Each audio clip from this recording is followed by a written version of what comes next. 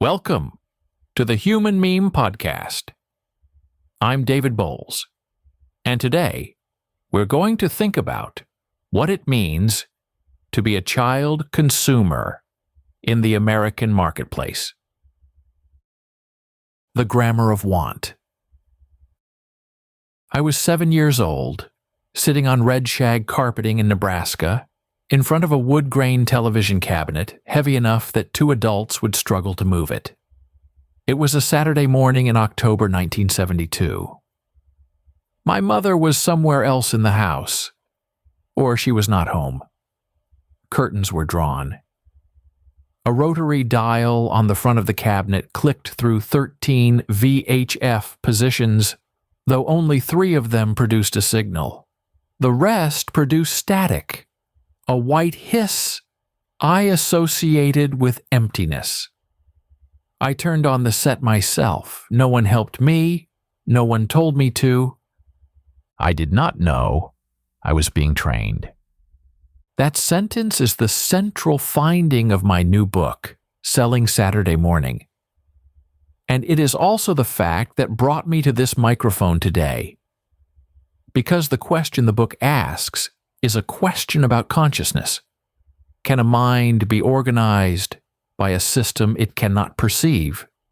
Can a 7-year-old acquire a grammar of desire so early and so completely that by the time he could recognize what had happened, the lesson was already finished? The developmental research says yes. My own biography says yes. And the commercial system that operated inside American broadcast television between 1968 and 1980 was designed to produce that yes, week after week, Saturday after Saturday, until wanting felt as natural as breathing. Here is what the system taught me. It taught me how to recognize a product by name before I could read.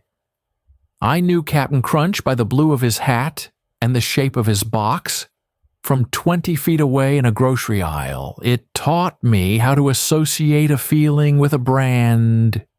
Tony the Tiger was energy. Hot Wheels was speed and mastery. McDonald's was a place where I, the child, got to choose. It taught me how to carry that feeling into a store and translate it into a request directed at the nearest adult. And it taught me that this entire process was normal, that the commercial interruption was part of the entertainment, that the selling and the cartoon occupied the same screen in the same style at the same volume, and were, for all functional purposes, the same experience. I call this the grammar of want. 5 elements composed it: recognition, desire, articulation, normalization, and repetition. Recognition came first. You cannot want what you cannot identify. And the system made identification instantaneous through spokes characters, jingles, color palettes, and product shots repeated across hundreds of Saturday mornings. Desire followed. Commercials created a gap between what I had and what the screen showed me I could have. Tony's athletic energy was the distance between my ordinary morning and the morning Tony promised. Articulation came third. The commercials gave me language. I want frosted flakes eliminated every alternative. Can we go to McDonald's? Was a script the commercial had written, and I performed. Normalization reinforced the other 3. Other children on the screen were wanting and having the same things, and the commercial interruption itself was a normal part of watching anything. Repetition completed the system. Lessons arrived 50 times per Saturday morning, 2,900 times per year, tens of thousands across a childhood, delivered with the regularity of a school curriculum to a student who could not skip, fast forward, or change the channel without getting up from the carpet and walking across the room. By the time I reached high school, I had spent more hours in front of that screen than in any classroom, and the screen had taught me something no classroom teaches: It had taught me how to want. What interests me about this fact, and what I think makes it a human meme question rather than a media studies question, is what it reveals about the architecture of a mind.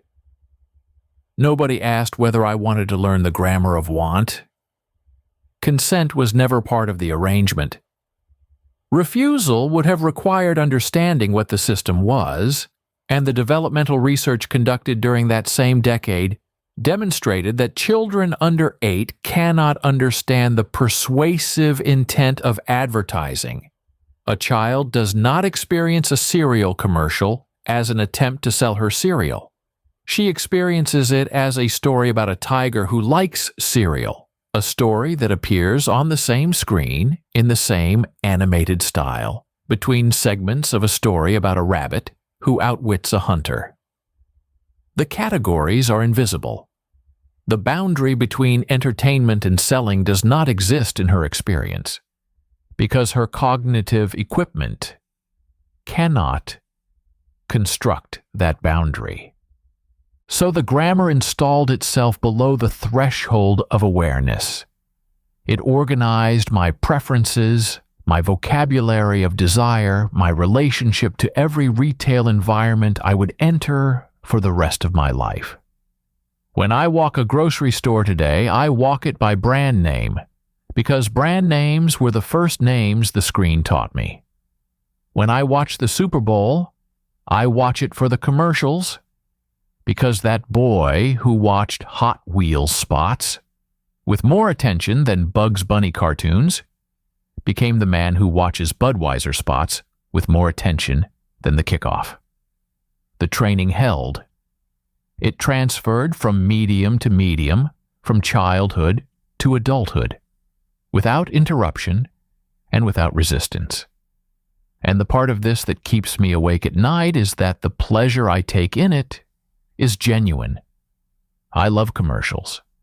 I always have. The system worked on me, and I cannot separate the training from the entertainment, the lesson from the pleasure, the commercial from the cartoon. A pedagogy that produces genuine pleasure in its students does not feel like pedagogy. It feels like Saturday morning. This is what I mean when I say the grammar is permanent. Products change, media change, characters come and go, and screens multiply from 1 to a dozen to the one in your pocket right now. But the syntax endures. See, want, name, ask, accept, repeat. Every American adult who recognizes a jingle from 1975 faster than a poem memorized in school is carrying that syntax. Every parent who has watched a 3-year-old point at a product on a shelf and say its name is watching the grammar being taught to a new student. The system that trained me in 1972 is still training children in 2026. The closed room of 3 network broadcast opened decades ago, but the curriculum escaped the room, and it has been running in every screen, every platform, every algorithm ever since. I wrote Selling Saturday Morning to understand how that system was built, who built it, who tried to stop it, and why the people who tried to stop it failed. The book runs from 1968 to 1980, from the founding of Action for Children's Television to the passage of the FTC Improvements Act that stripped the government of authority to do anything about it. It is a history told from inside the system by a writer who was a product of the pedagogy he is reconstructing. I have no interest in presenting myself as a victim. Victimhood would be dishonest. The system gave me Saturday mornings I remember with warmth, characters I still recognize, and a relationship with the screen that shaped every subsequent relationship I have had with every subsequent screen.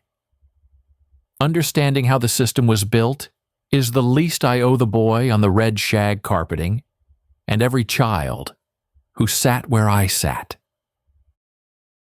For the Human Meme Podcast, I'm David Bowles, wishing you a fine evening and a safe tomorrow. Thanks for listening. Be a human meme.